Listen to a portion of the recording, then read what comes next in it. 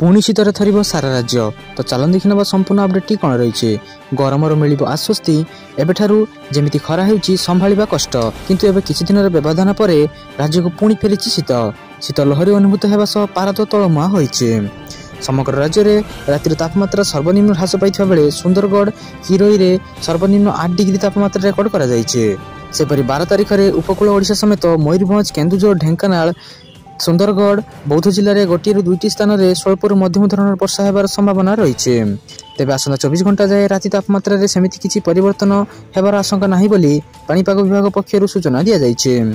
तो चलन देखिए परवर्ती अपडेट कौन रही आसंता 20 रु मैट्रिक परीक्षा बोर्ड पक्षर जारी है गुरुत्वपूर्ण तथ्य जानतु शिक्षक एवं अभिभावक। तो चलन देखिए संपूर्ण अपडेट कौन रही माध्यमिक शिक्षा बोर्ड बीएससी पक्षर आयोजित चलित वर्षर मैट्रिक परीक्षा आसंता 20 तारिख आरंभ होगा जाउछि।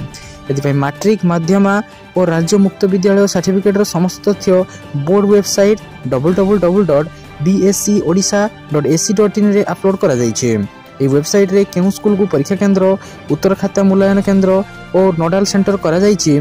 परीक्षा केंद्र रे केउ स्कूल रो सेंटर पड़िछि एटारे केते छात्र छात्री परीक्षा देबे केंद्र पई केउ विषय रे केते प्रश्न पत्र आवश्यकता रहिछि केंद्र रे केते जण दिव्यांग छात्र छात्री परीक्षा देबे तार तथ्य मध्ये रहिछि। अन्यपटे आसंता 16 तारिख जुक्त 2 थियोरी परीक्षा हेउछि ता पूर्वरु काली ठारू परीक्षा परिचालना हब गुड़िक प्रश्नपत्र और उत्तर खाता समेत अन्य जरूरी कागज पठा जाइछि। प्रथम पर्याय रे आज ठारू 15 तारिख पर्यंत और द्वितीय पर्याय रे फेब्रुआरी 29 रु मार्च 3 तारिख पर्यंत प्रश्नपत्र पठाजिबो। तो चलन देखिए परवर्ती अपडेट कौन रही नवीनों मास्टर स्ट्रोक बढ़िला वार्धक्य विधवा भिन्नक्षम भत्ता एणिकी मिल 1000 रु 1400 टंका। मधुबाबू पेंशन योजना हिताधिकारी खुशी खबर आसी मुख्यमंत्री श्री श्री नवीन पट्टनायक एही योजना रे मासिक पेंशन राशि रे 500 टंका वृद्धि घोषणा करिसेंती।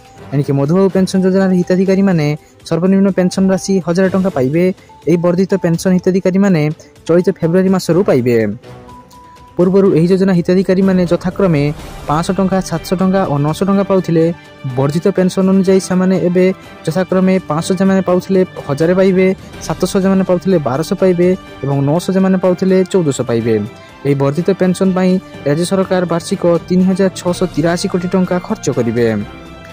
मुख्यमंत्री श्री नवीन पट्टनायक काली जातीय सामाजिक सुरक्षा कार्यक्रम हिताधिकारी मासिक पेंशन रे मध्य 500 टंका वृद्धि घोषणा करथिले।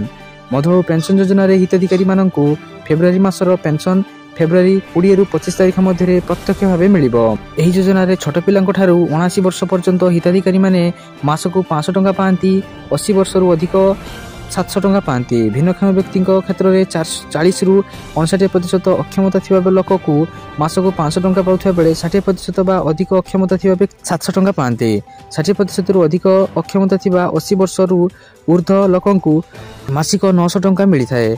वर्तमान समस्ते वर्धित भत्ता पाई परिबे। तो चलन देखिया परवर्ती अपडेट कौन रही एमानंक पई खुशी खबर 16 तारिख रे अकाउंट को आसीबो 18750 टंका। तो चलन देखिए संपूर्ण अपडेट कौन रही हाँ आज्ञा महिला मानक पई खुशी खबर फेब्रुआरी 16 तारिख रे अकाउंट को आसीबो 18,000 रु अधिक टंका। सरकार देले खुशी खबर सरकार एक खुशी खबर दैछंती महिला अकाउंट रे आसंता 16 तारिख रे जमा हेबो टंका। एथर क्यों तो आसंतु जानि नबा कोन सब अपडेट रही यही सुजोग देउछंती आंध्र प्रदेश सरकार।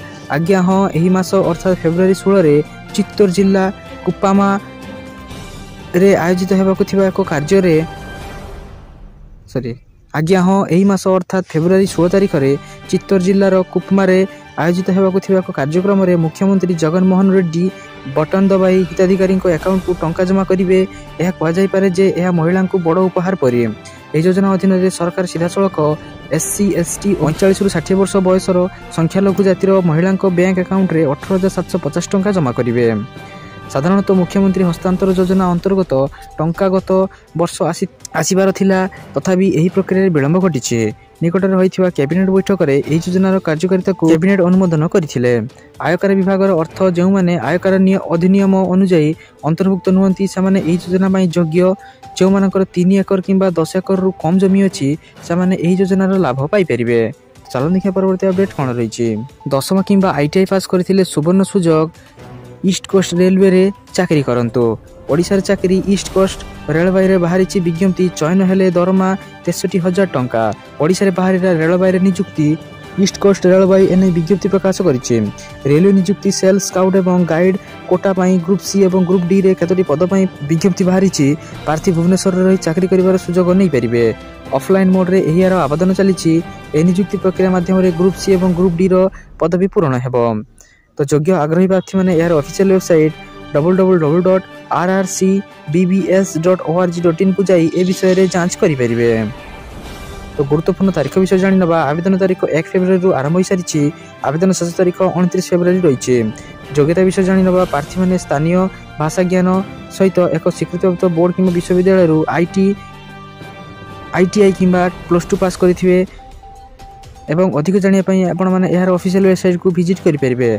खाली थिया पदवी विषय जानि नबा। ग्रुप सी पई 2टी पोस्ट, ग्रुप डी पई 2टी पोस्ट।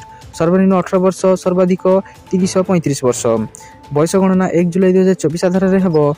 ओबीसी पई 3 वर्ष कोहळ, एससी एसटी पीडब्ल्यूडी ईएसएम पई 5 वर्ष कोहळ, पीडब्ल्यूडी प्लस एससी एसटी पई 15 वर्ष कोहळ। साधारण प्रार्थी माने 500 टंका, एससी एसटी पीएचडी महिला पई 250 टंका एवं डिमांड ड्राफ्ट मध्य रे आवेदन शुल्क देबा को हेबो।